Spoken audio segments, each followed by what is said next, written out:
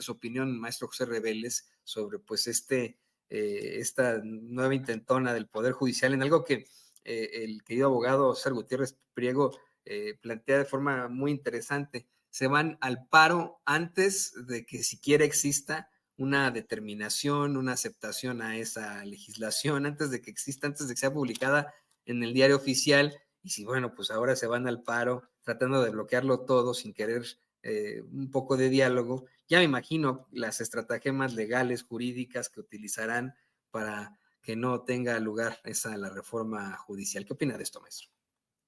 Con mucho gusto.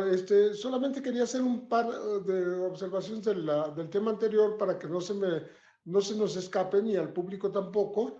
Que se habló mucho de que no había habido una respuesta violenta después de la detención del Mayo y su llevada a Estados Unidos, haya sido como haya sido, ¿no?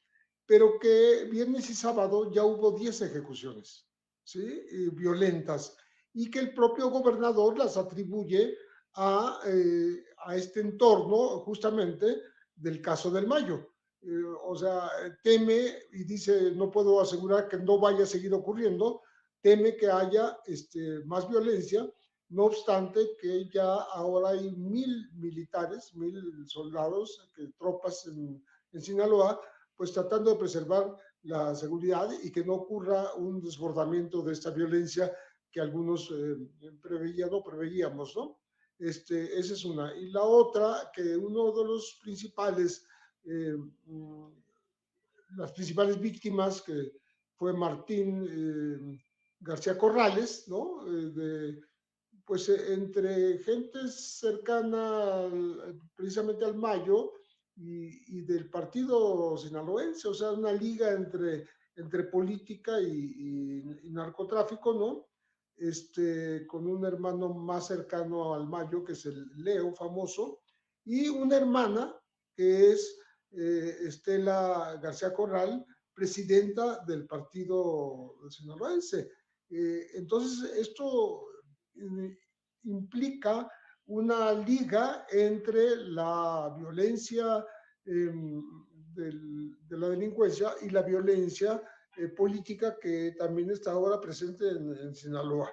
Solamente quería hacer ese apunte muy rápidamente.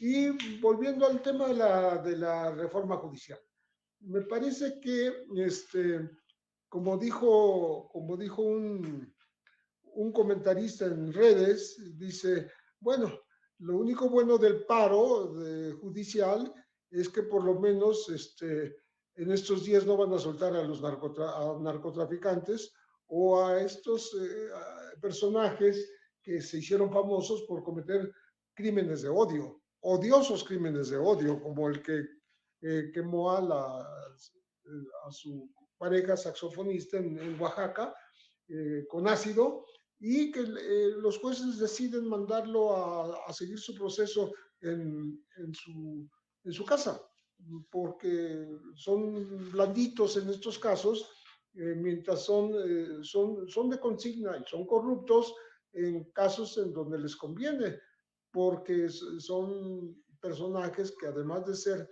agresores y estar acusados de delitos muy graves y pues que hieren mucho a la sociedad, también tienen mucho dinero, ¿no? Entonces eso hace que el argumento de, de que se van a afectar los derechos laborales de jueces, ministros, de empleados del Poder Judicial, se, se, es como un manejo de un argumento que no tiene nada que ver con la reforma judicial, ¿no? Porque no hay una afectación a esos derechos laborales, ¿no? Ese es un espantajo que se maneja, ¿no? Y por otro lado, eh, estos jueces de consigna, estos jueces corruptos que normalmente sirven a aquellos que tienen el poder eh, para, para corromper, que tienen abogados muy costosos, y ese es uno de los argumentos que luego dan para decir, no, pues es que los abogados que tienen son muy eficaces, En realidad son abogados que han aprendido a servir mediante esta relación justamente corrupta de influencia extralegal con los propios magistrados y jueces para poder orientar sus decisiones, ¿no? Entonces, creo que el, se manejan en dos direcciones quienes están protestando por una reforma al Poder Judicial que ni siquiera ha quedado establecida del todo hasta dónde va a alcanzar y una negación total al diálogo, a cualquier negociación, a cualquier conversación, a acudir a cualquier foro de discusión, etcétera. Es simplemente, estamos diciendo ahora, a ojos cerrados, no a ninguna reforma judicial. Y eso parece que de momento está poniendo en situación conflictiva pues a toda la justicia, porque realmente si hay rezago en los expedientes y en los juicios que están a cargo de jueces, magistrados y tribunales, pues se va a acumular más ese rezago y quien va a pagar es la sociedad, no, no ellos, ¿no?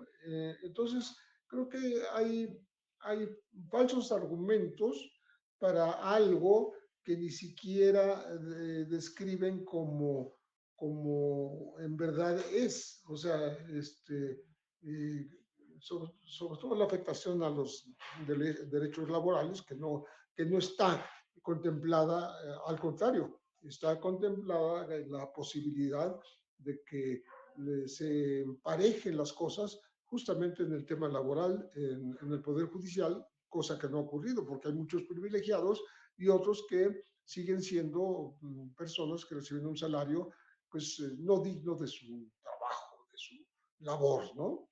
Pero bueno, vamos a tener que esperar un poco a que se allanen a conversar, a dialogar y no escojan el camino sin retorno o el camino de cerrazón absoluta a lo que equivale este paro que quiere ser nacional.